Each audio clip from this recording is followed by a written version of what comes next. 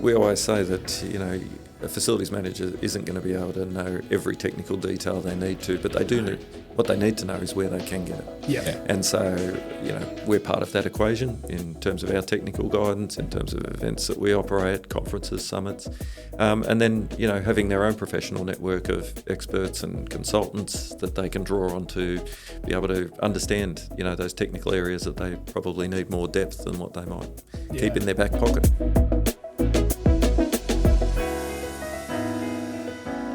Welcome back to the pod.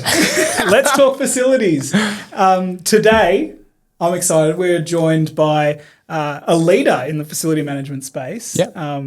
We've got Nick Burt, the CEO of FMA, Facility Management Association of Australia. Welcome. We've been to a lot of FMA events, and they're always interesting and Super fun. always lots of down to earth and cool people. So, share a bit about your background. What brought you into the facility management space? Yeah, no, thanks for having me on. It's a great opportunity.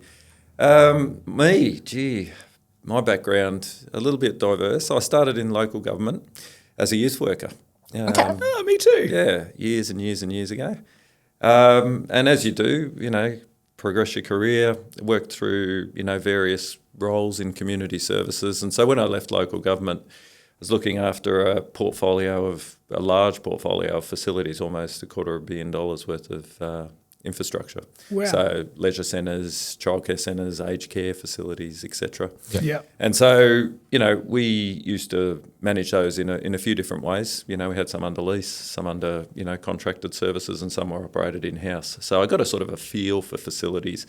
And part of that role also involved me developing different facilities. So I used to work with architects and builders to make sure that we had, a set of social facilities available to the community, and did that in various places around Melbourne over about 14, 15, 16 years, something like that. Yeah. And then moved from there into a charitable not-for-profit because all my training is actually in business, business management. And so I was looking at, but I got this sort of thing for social justice.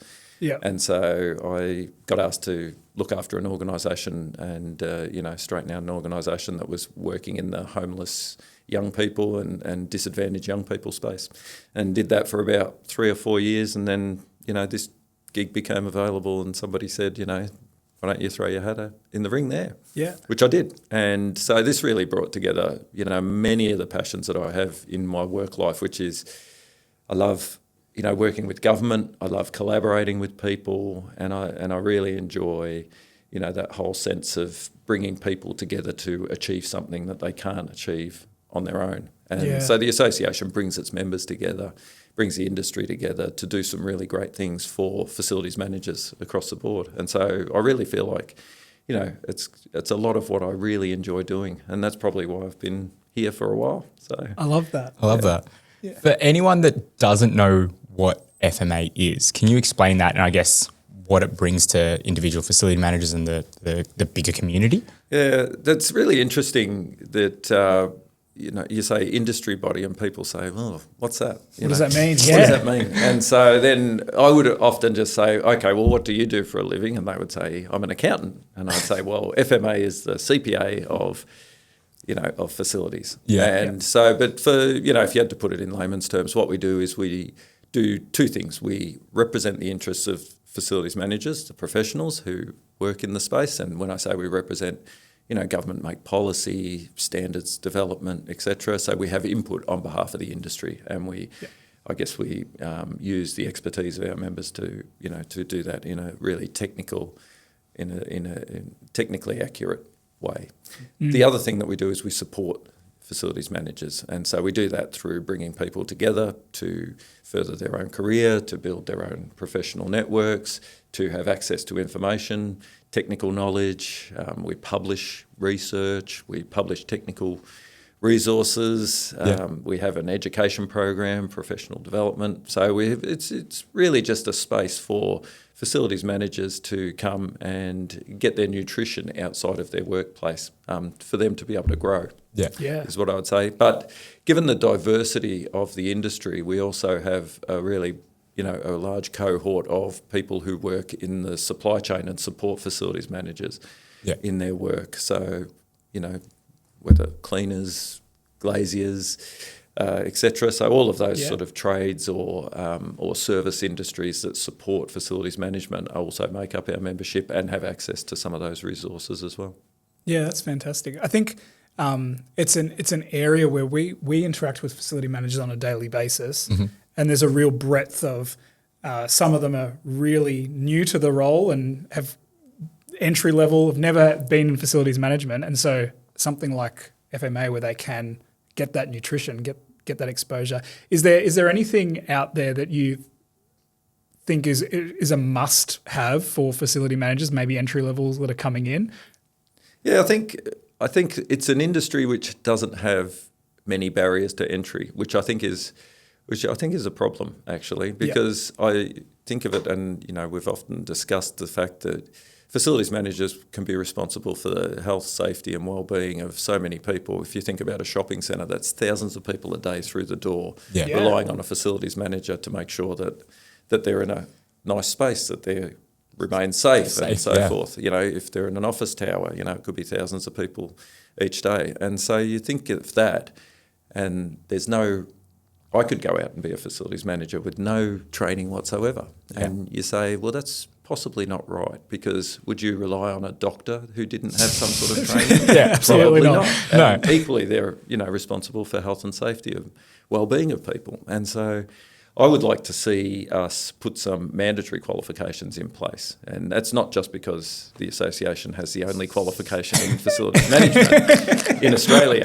but it is necessary that people have a basic level of understanding of what facilities management is and some of the technical detail which sits behind that.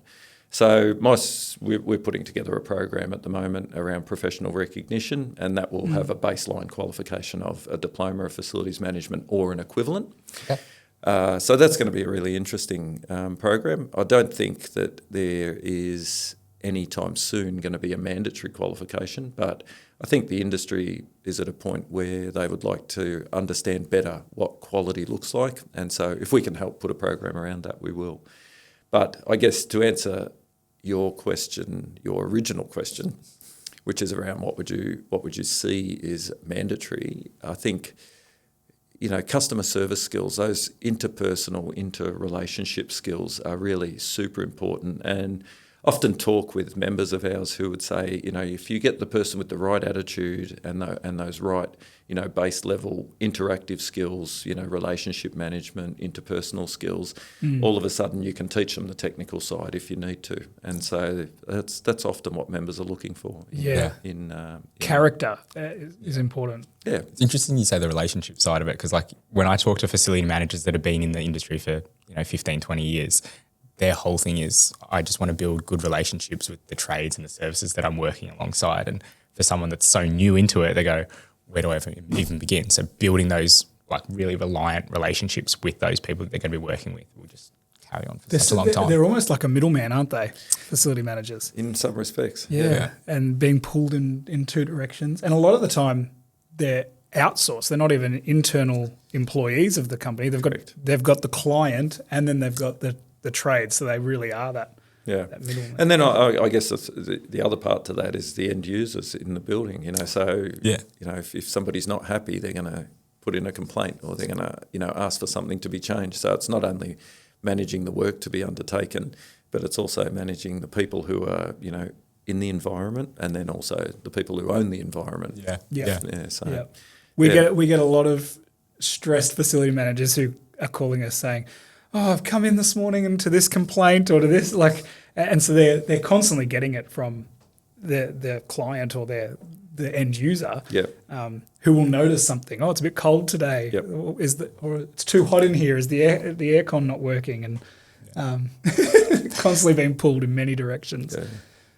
What do you think are some of the trends you're seeing in the space? So you guys are across the whole industry, so you'd probably be saying there's trends right now in the industry that are leading the way. Yeah, look, the use of technology has sort of ramped up, and accelerated over probably the last 3 to 5 years, more so in the last 3 years, I think. lots more technology, supporting what facilities managers do, the use of robotics,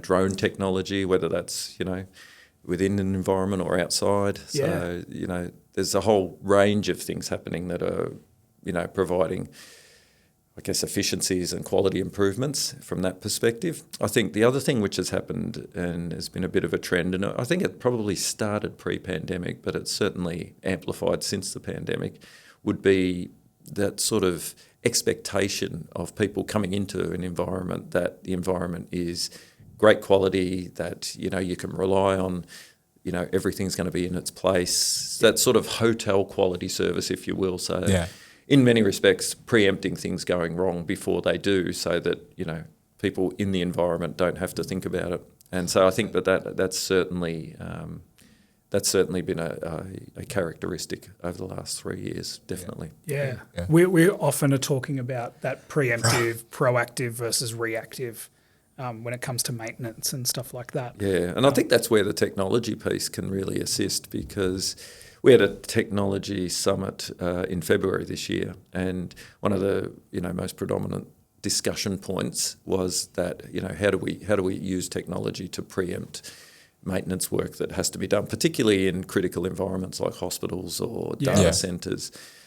Using the data across different systems to say, okay, well, that's likely to break down next week, so let's replace whatever's required today, so that doesn't happen, and sort of have a more planned approach to forward-looking maintenance or preemptive maintenance. So and it's all moved from that analog, all on paper in a filing cabinet somewhere that's hard to monitor and hard to keep track, into this digital space where they can get alerted and know what a lifespan of something is, and be able to put key landmarks along the way of the journey. Yeah, absolutely. And I think the other piece of that is, the opportunity for that to not only improve outcome, but also to reduce cost. Because 100%. If you think about, rather than, undertaking a particular maintenance task on a regimented basis, you're doing it as needed. So, and I reflect on a fan in a car park, it might not get used many hours of the day, but fan systems are, need to be maintained in a particular way, and if that's done on a time basis rather than a needs basis, you're paying for stuff you possibly don't need, and so that's going to be one of the things which comes out the other end, because I think there's always more things to do with resources than the resources that are available. That's the world, right? Yeah. So. We only spoke about on the podcast a couple of weeks ago about the cost of inaction, and that what failure looks like, and what success looks like, and how to over a lifespan of any asset, how do I make sure that we reach success and not failure, and get the maximum lifespan out of it? And so often it looks like, okay, let's put the steps in place from the moment we get it installed. Let's put steps in place now and checkpoints to make sure that we can maximise this thing's lifespan. So like the fan, let's schedule all of its maintenance and now, so that we're not becoming reactive and it's shut down or it's hit failure, and it's going to cost us a lot to jump to the green line. Yeah. And often maintenance costs a lot less than having to replace something, whether it's a fan, carpet, hard floor, whatever it may be, your aircon system, rather than just getting that incremental maintenance done on it. Which is expensive. Yeah, well, I think we've just started a new special interest group, and our special interest groups are communities of practice in a way. Yeah. So members who have an interest in a particular topic come together, discuss that topic for the benefit of the entire industry. And this special interest group is focused on essentially life cycle. And so it's called Design for Operation, and it's about how do we educate people that if you design a facility correctly and you install the right stuff, it's probably going to save you a lot of cost downstream, rather than having to bring in a crane every time you want to change a light bulb, install something different, or build the maintenance regime into it. And so I think that's going to be a really interesting group. It's super popular. There's sort of 20 or 30 people that come together. I think they've had their third meeting now, and there's been no drop-off in enthusiasm for getting some technical resources out there for the broader industry. And we hear that a lot. We get facility managers that have just had a handover of a building and they go, it looks amazing. The architects have done amazing things. Yeah. But now that we've lived in it for 3-4 months, we now realise that the white carpet in our hallways is not great. It's not fit for purpose. They have bluestone in their kitchens, which is very porous, and your kitchen has oil everywhere. So having that kind of resource that you guys are kind of talking about there and going, oh, looks great, that's not actually going to be very easy long term is something that I think a lot of facility managers would froth over and really, really like. Yeah. Yeah, and I think the other thing is access for maintenance. That's one of the things which has actually been written out of, some parts of the building code. But it's super important that, you don't have to lift the whole roof because you want to get to the air conditioning unit that's in the ceiling. Yes. Access panels, right? Yeah, keep it simple. The special interest groups, that sounds interesting. So how does that start? Is it one person saying, I've got an idea, and then... Yeah, or does it come from internal at FMA? No, I think there's possibly multi-directional in some respects. Yeah. So if there's particular issues which we think are, emerging across because we listen to our members, we might put out a call to action and see if people want to come together and have a discussion, whether that could be a one-off discussion or it could be, establishment of an ongoing group, or alternatively, and this happened with our diversity and inclusion group, a group of enthusiastic members who all, share a passion for a particular topic, in that case diversity and inclusion, came to us and said, we would like to have a place where we could meet on a regular basis. And we said, well, that's exactly what we're here for, so we're happy to support that. And then we go through a process of establishing, some rules of engagement through terms of reference and so forth, and putting a stamp on it through our governance process, and then, giving them the resources to come together and put together an action plan and then start to work down that action plan. And so in the case of the diversity inclusion group, Indigenous engagement policy that we have a diversity inclusion policy, and they're now looking at some other aspects. They were also the initiator of the International Women's Day celebrations that we do, NAIDOC Week celebration. So, it's a group of passionate people who have been meeting for, several years now, and, coming up with ideas to continue to drive opportunity and, technical knowledge back to the broader industry. Yeah, it's really cool. I like that. Oh, I was about to cut you off. No, you go. We both took a breath. There's lots of, regulations and stuff that facility managers are facing on a day-to-day basis when it comes to compliance and sustainability goals. And often they can feel like they're drowning in things they have no knowledge of. How does the FMA help with that sort of stuff? Yeah. So I think on last count, the last count I did, there's about 186 Australian standards that impact operations of the built environment. And that doesn't count for all the regulation, both Commonwealth and state. And one of the incredibly frustrating things is that our built environment essentially is regulated at a state level. So that means you're dealing with 7 governments around the country. Could be differing regulations in each one. And so how do you build a national system for that? So we've been spending a lot of time continuing to advocate for nationalising particular parts of regulation. But how do we support facilities managers? We try and make information available when there's regulation changes, and I'll speak a little bit to that in a sec. But the other thing is we draw on the technical expertise of our members to provide representative capacity in forums where we might be able to influence that. And so if the government holds a round table around a particular public policy that they're thinking of, or some regulation that they're thinking of, we will find somebody among our membership. And again, we have a governance process to support that. Check their technical rigour, ensure they're not conflicted, and then sit them on the committee to represent and report back. And so that way we've got, all of the technical expertise that we've got, which we don't have among staff necessarily, but we also have that capacity to have a level of influence at tables, on, the breadth of subject matter that, impact the facilities management industry. And so that's quite powerful. You know? And because we have great relationships with government, government will come to us and ask. So an example of that at the moment, there's a round table in New South Wales looking at fire maintenance regulations and how they may change. And so, we've got a seat at that table. We've got a member who is, an expert in that space who represents us and reports back. And so, that completes the circle, and then we're able to make that information available to members through podcasts or through webinars or through face-to-face encounters, professional development or other events. Yeah, those PDA days are really great, I think, because you often have different areas of expertise. You put it under the banner of a general theme, but you've got some great experts coming to the table and just offering their wisdom. Yeah, and it's great that people are engaged enough that they're happy to share that. And I think one of the things I think is a hallmark of this industry is its collaborative nature.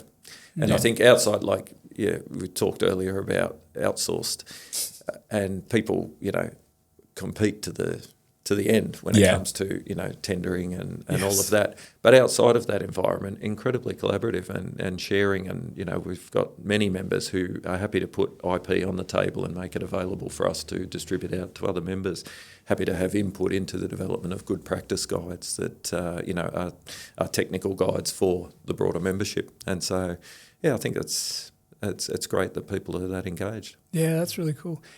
Sustainability is a huge topic at the moment of conversation. It's a trend, I guess, but for the betterment of society. Is there any quick wins you've heard of for facility managers out there that have been handed goals but they don't know where to start? Yeah, I think we've got guidance, sustainability guidance. We've got a sustainability and resilience special interest group who are at the moment reviewing some of the guidance material that we've had available. I think it's talk to people about it. We're running a net zero summit in June. Yeah.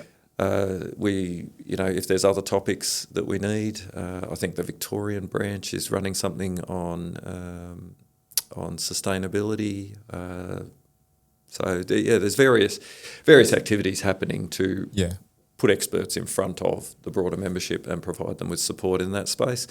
There's a lot of people on our membership who have great technical knowledge in the sustainability space, and sustainability is core business for facilities managers. So, it's important that they keep up to date with that stuff. Yeah, absolutely. I was going to say, on that sustainability point, there's so many small things that facility managers have, we were chatting with a couple of people yesterday, and they were talking about, even small things like changing light bulbs into LEDs and those kind of things as well as, they've got a fleet of cars that they're now trying to change over into electric.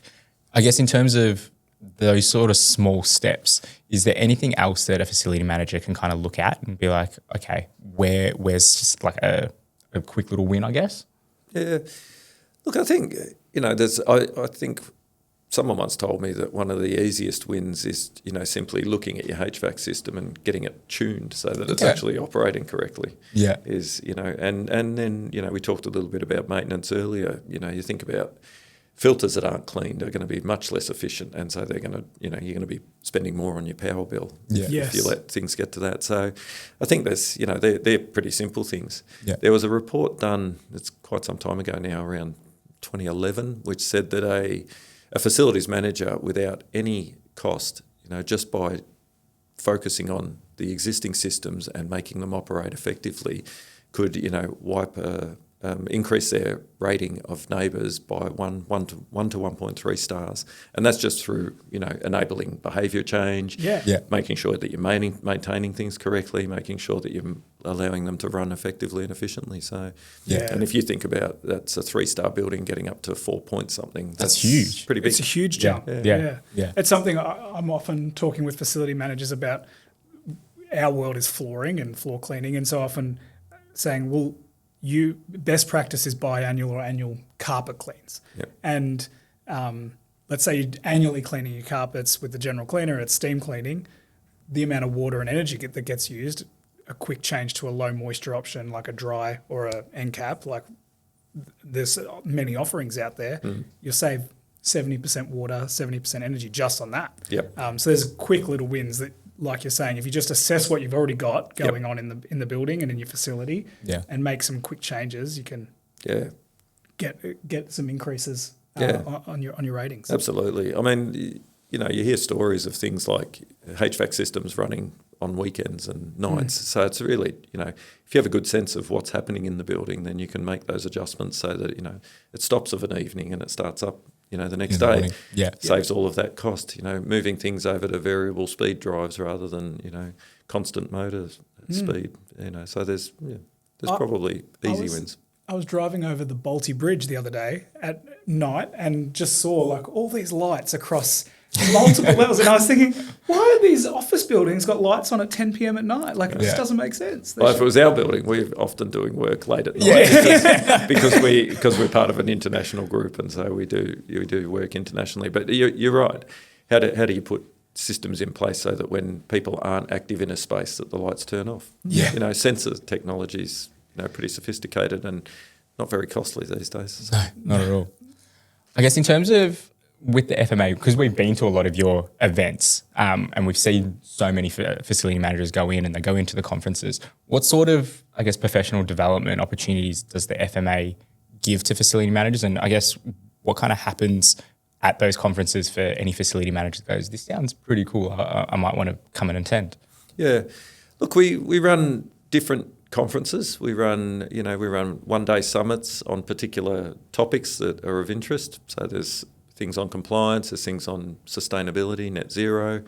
We ran a series on electrification at one stage because they're topics which are emerging for facilities managers. But then we have some core professional development sessions that we run around compliance and risk management, around relationship management, and so we look at what's happening in the industry and what needs to, what information facilities managers would be benefited by, and try and structure all of our topics around that. If something's emerging and we hear of it emerging through, membership, word of mouth, we might do a little bit of work in the background to understand a little bit more about that topic, and then, publish some articles in our magazine or in our digital newsletter. Turn that into finding some speakers and, get some people either on a webinar or in some face-to-face events, look at how detailed that needs to be. Do we need to, pay for some expertise to make sure that we've got accurate information going out for professional development sessions? So, an example, flammable cladding, right after, what happened in London, we ran some sessions around, what was happening from the Victorian government, the New South Wales government responses to flammable cladding. So we got people working on those programs from those governments out to run, a couple of hour sessions to inform our members what was happening. So it's a combination of, pre-planning and things which we know are pretty much core business for facilities managers, having that sort of professional development and knowledge available to people all of the time, and then picking topics which are either emerging or responsive to something which has occurred, and making sure that we've got the ability to bring experts in to be able to deliver some content in that space. And it is an ever-shifting landscape. And so it's a good way for facility managers to stay up to speed, build relationships with other facility managers, grow their network. There's always drinks. That's one of my favourite parts. There's always, I think because you're an alcoholic. Let's not talk about my alcohol. But yeah, I think that's just a fantastic way for any new facility manager, but they're great. They're great sharpening events. Well, we've got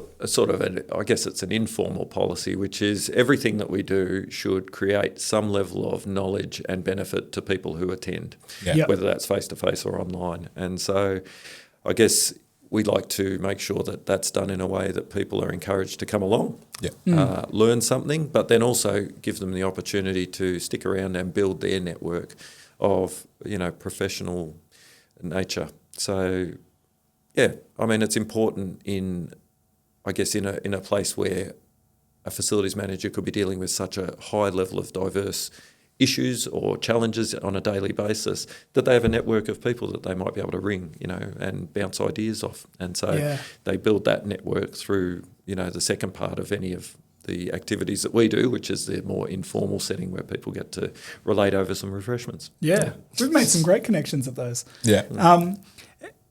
In terms of you've been CEO for a little bit now, is there a most rewarding sort of moment that sticks out in your time with the FMA? Yeah, look, I think I feel like it's been sort of almost 3 different organisations in the time that I've been there. We're into coming up to the end of our 3rd strategy that I've been involved in implementing. And so each of those strategies has had a different focus, if you will. I think... What were they? What were the focuses? Yeah. The most recent one has been around, opportunity and growth. Okay. The first strategy that I was involved in was really around consolidation and, establishing some core principles for how we would operate and support and represent the industry. Yep. And the one in between has been, how do we expand ourselves beyond, our current membership base and look at some new and emerging areas. And that was really a focus on areas that, traditionally hadn't been a part of or a significant part of our membership, like residential facilities management or, people in hospitals and aged care, those who are supporting school operations. So it was really looking at how do we encourage some of those, broader groups to get involved as well and understand that we're there for the entire industry, not just commercial buildings. Yes. Yeah. So there's been rewarding parts to all of those, but I think the most rewarding thing that I've been a part of there's actually 2 that I'd like to mention. The first one is... You can mention as many as you want. Really, no limits. We've doubled the membership over that period of time and Huge. significantly increased the level of engagement of our members as well, which has been great. And that was something which the organisation struggled with for some time. How do we encourage that membership growth in a way that's meaningful and people continue to engage? Because I said it's really simple to grow your membership, right? Like all you do is offer free stuff and don't charge people for it. And they come flocking. And they come flocking. Yeah. You look at every frequent flyer program that an airline has, Yes. people are members of multiple, they don't have to pay anything and they get some net benefit. Yeah. But how do you make it meaningful in a way that, we can have a financially sustainable model for our operations as well? Yeah. And so, build growth that people recognise is beneficial to them as professionals. And so I feel like we continue to evaluate that value proposition and we continue to listen to members, and that has paid off. I think the second thing, which I think is a significant event, which I'm really proud of, is the fact that we do have an nationally accredited qualification for this industry and for the profession. That's something which didn't exist a decade ago.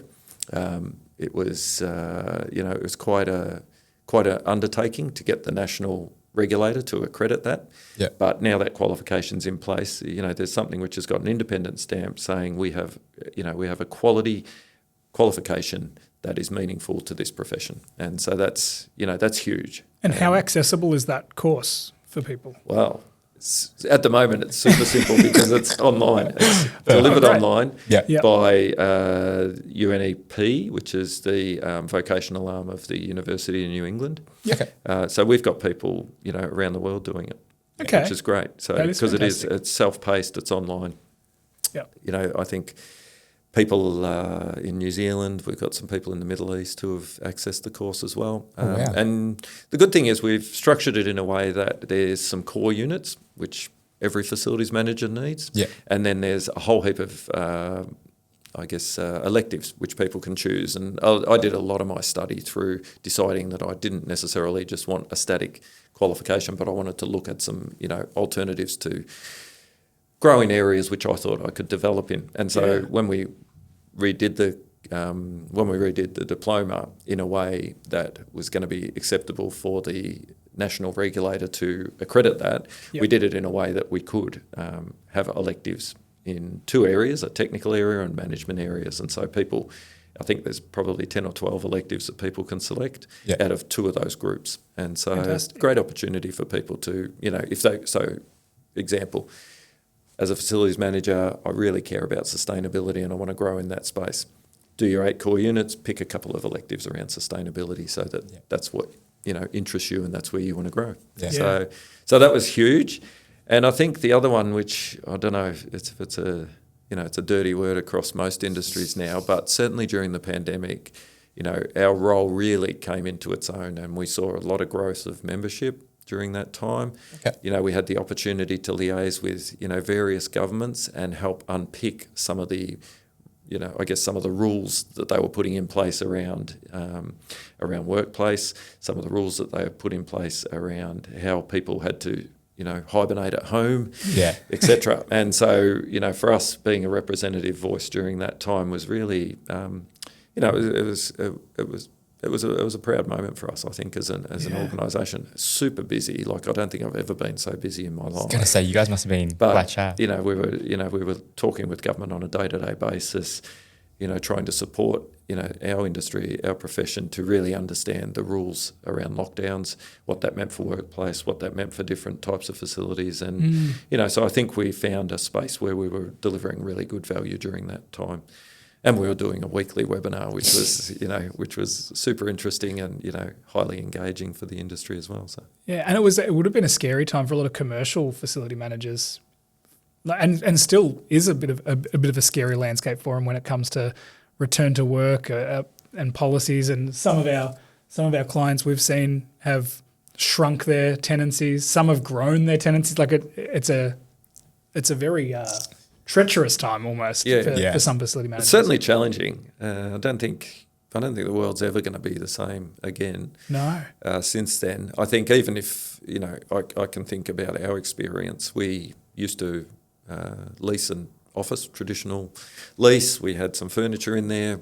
We went to the office every day that we needed to when we weren't travelling. But that was the operational mode. During the pandemic, we got rid of the office. We now have desks in a flex workspace. We have a sort of an informal policy of, people, if you're a part-time position, you need to be office-based half of your time at least. And so that's our informal policy, which is half of your time spent in the office. So that's quite a different management and leadership style that you need to deploy to be able to get great outcomes and, productivity out of that type of operating environment to what the traditional office might have looked like. And so I think where that intersects then onto facilities managers is how do you operate in an environment where one day you might have 150 people in a space and the next day you might have 20 people in a space. 100%. And what does that mean for cleaning regimes? What does that mean for, HVAC operations? What does that mean for maintenance overall? And so, challenging. And like cars are designed to be driven on a regular basis, buildings are designed to be used. Absolutely.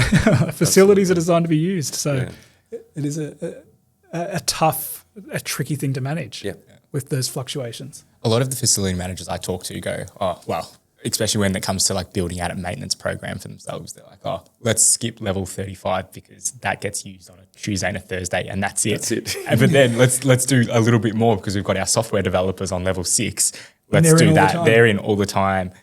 So it's a trading floor as opposed to, So it's very interesting. And they go, like pre-COVID, we never would have had to distinguish what floors usually get used a lot more. So it's a very interesting time for facility managers to try and figure out how do we best navigate this. Where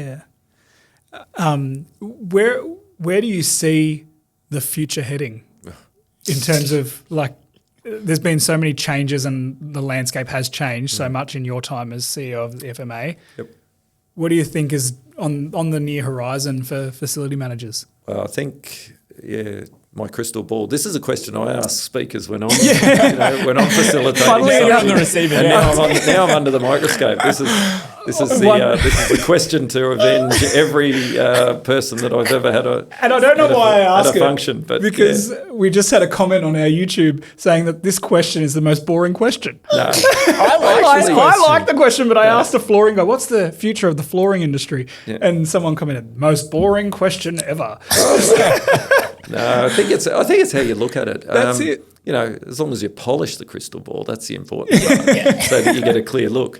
I think there's, we've talked a little bit about it already, but I think the technology piece is going to be huge. And from your last comment about how do we manage floor loadings when we don't know, what the what the occupancy is going to be from day to day, and how do we technology can help with all of that. Yeah, there's some great AI around it. Absolutely. Yeah. And so I think technology is going to be one. I think, certainly in this country, that whole piece around moving away from fossil fuels and moving to renewables and electrification, which ultimately means electrification. Yeah. And so there's going to be a whole lot moving in that space. How do we understand systems that are currently fossil fuel driven, and how do we replace them? What does that mean for management of those systems? What does it mean for space utilisation? And so I think that'll be big. So I think one of the things that I see facilities managers will need to be armed with moving forward is what are those alternatives as, plant and equipment comes to end of life? Yeah. How do they stay on top of, what the newest and best alternative might be that they can deploy to replace something as it comes to end of life? And I think that's gonna definitely be a trend moving forward. But that technology, electrification are the two that I'm seeing a lot. Yeah. And your facility managers out there, they're not expected to be experts in all these areas by any means, but the expectation would be that they would have experts that they can go to. Absolutely. Yeah. We always say that a facilities manager isn't going to be able to know every technical detail they need to, but they do know what they need to know is where they can get it. Yeah. And so we're part of that equation in terms of our technical guidance, in terms of events that we operate, conferences, summits. And then, having their own professional network of experts and consultants that they can draw on to be able to understand, those technical areas that they probably need more depth than what they might keep in their back pocket. Yeah. Oh, you go. We've done that a lot today. I was going to say, how can listeners, I guess, connect with FMA, especially if they've listened to this and gone, wow, this sounds like such a cool resource. How can they get involved and connect? Can you put a link at the bottom? Right Maybe. here. Click here, subscribe. So besides that link, obviously we've got a website, fma.com.au, so it's pretty simple. Jump on there. There's inquiry links. There's lots of knowledge and information on there. We've got all the activities that we operate. Even simpler than that, if you can't be bothered getting onto a computer, we've got a mobile app which is available to the industry now. It's really handy. My FMA. Yeah. Available through the App Store, through whatever the alternative is, because I don't know what Samsungs operate, but they get it from somewhere. Android. Google Play Store. Google Play Store. Yeah. So Google Play Store, but download that, and that'll give you sort of links back into what we're doing across all of the areas that we've spoken about, all of the connection points for members, and or pick up the phone and call. We're happy to talk to anybody. There's some great stuff on the app and when you log in on the website as well around. Like our podcast goes out once a fortnight and it's half an hour, but there's FMTV, which is like a backlog of videos and industry knowledge that people can watch and listen to on their way to work on a train ride. Yep. So we've begun recording, similar to today, recording webinars, recording other live events, and putting them onto FMTV. It's one of the three things which we've launched in the last 6 months, which are net benefit to members. Yeah. An opportunity to get on there and have a look at different content that you may not have been able to access at the time that it was delivered. So no, and the app's got a huge amount of functionality in terms of its ability to be able to log in and buy tickets to attend events. Easy. Tickets to professional development. Super simple. And find a supplier that you need. Trade directory. The great thing about the app is, we've released an amount of functionality at this point in time, and as we find out what people are seeking from the app, but also finding useful, we'll continue to grow that functionality. The app's not static by any stretch, so that's the great thing about it. There's always new developments coming through, and we know that there's a pipeline of technical development that's happening at the moment, which we'll be able to release later in the year. Yeah, fantastic. Yeah.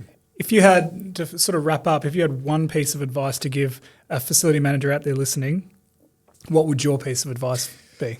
I get told by members all the time that the more they get involved, the more they get back. And so I would say get involved, like come and see what the FMA's got to offer, see what membership's got to offer, what benefits it delivers, but what opportunities it can provide for, any individual as a member and as a professional. And that involvement extends to, whether it's education, whether it's getting to know other people, whether it's building your own professional network, or whether it's just seeking some technical guidance.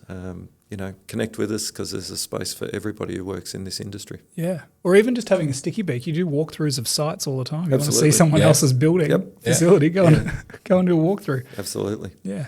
Thanks so much for jumping on the podcast with us. Not at all. Hopefully we'll see some facility managers who aren't yet part of the FMA get involved. Yeah. Oh, we'd love to see them. So, no, thanks for the opportunity. It's been a great opportunity from, my perspective, not only to, talk a little bit about FMA, but also, having to talk about these things means that you have to think through things, and that's always great to reflect on some of the things that have happened and, think about what the opportunities might come out the other side. So thank you for that. And it's great for us to be able to learn. So thank you.